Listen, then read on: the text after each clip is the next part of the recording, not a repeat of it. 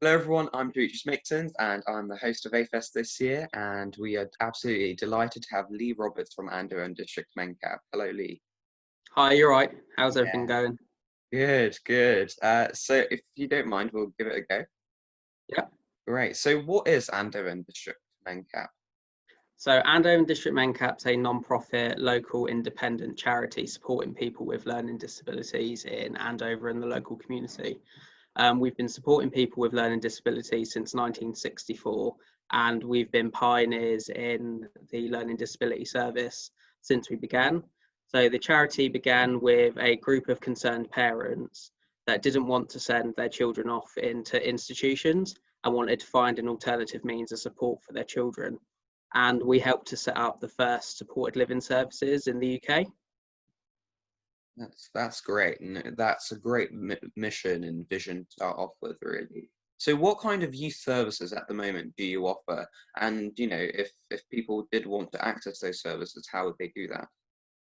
So we run a short break service. So that's for 0 to 17-year-olds. Through our short break service, we offer a holiday play scheme, a Saturday play scheme, and a specific youth club just for 12 to 17-year-olds.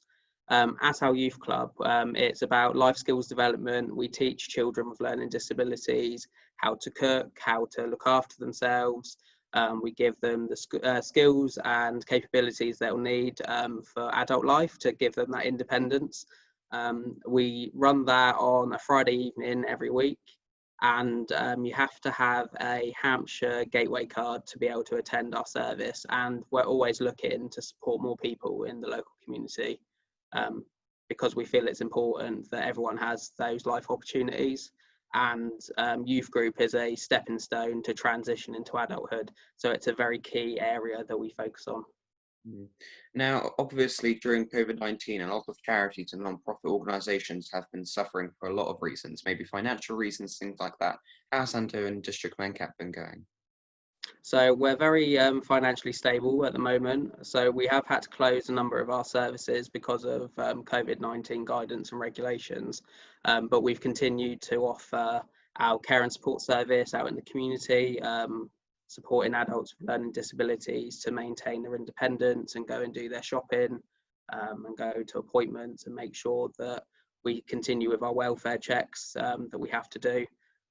We have had to close, unfortunately, our adults clubs and activities for people, so they're not being able to get their social interactions that they would normally get. But it has allowed us to open a new service called our outreach activity service. So we were funded by the National Lottery Community Fund, and we're doing lots of arts and crafts, gardening, baking, and IT projects with people in their homes. So we're delivering bespoke activity packs based on individual needs so that people still get that sense of belonging and ownership of creativity in their lives, so that they're not just sat at home wondering when someone's next going to come to them. They've got activities to keep them engaged. That's amazing, and of course, lots of charities have been struggling, but it seems that you've actually been going quite well. So I just want to ask you, how long have you individually been involved with Andover District Mencap, and what got you involved? So I started working with Andover and District Mencap in 2013. When I was at Andover College doing a health and social care course, one of my placements was with Icknield School, working with children with learning disabilities, and I was in their early years class, and I absolutely loved it, being able to see young people thrive. And I was offered the opportunity to join Andover and District Mencap as a support worker.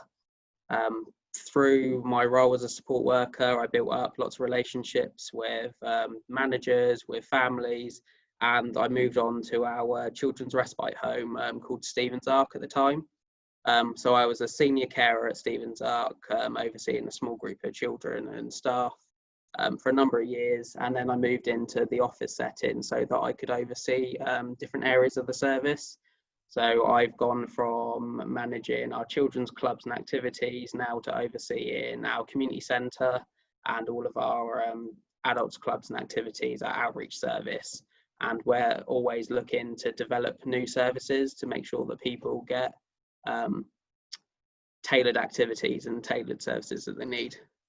That's great to hear. And maybe if people wanted to find out more information or if they wanted to follow you, where would they go? So we've got a Facebook page, we've got a website, and we're also quite active on Twitter, LinkedIn, and Instagram. So the first place I'd tell people to look would be our website, so andovermencap.org, and we post out quite regularly on our Facebook page as well at Andover Mencap. Great. Well, thank you very much, Lee, for telling us all about Andover and District Mencap. It's been a pleasure speaking to you. You're very welcome, and I hope the rest of the day goes well. Thank you.